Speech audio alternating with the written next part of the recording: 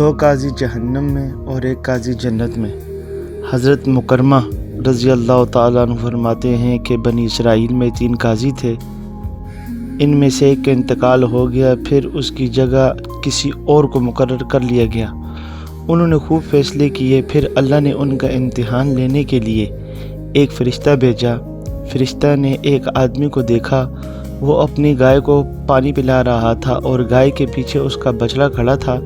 فرشتہ گھوڑے پر سوار ہو کر آیا اور بچڑے کو اپنے پیچھے لگا لیا، چنانچہ وہ بچڑا گھوڑے کے پیچھے پیچھے چلنے لگا۔ گائے والا اور فرشتہ پہلے قاضی کے پاس مقدمہ لے کر آئے۔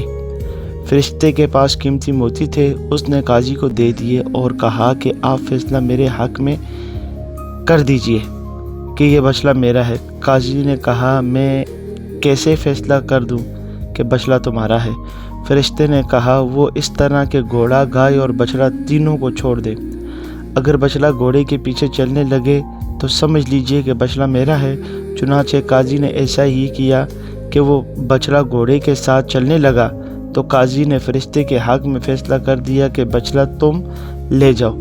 پھر یہ دونوں دوسرے قاضی کے پاس گئے تو اس دوسرے قاضی نے بھی یہی فیصلہ کیا اور موتی لے لیے۔ جب تیسرے قاضی کے پاس گئے تو فرشتے نے اس کو موتی عنایت کیا اور کہا کہ میرے اور اس آدمی کے درمیان فیصلہ کر دیجئے۔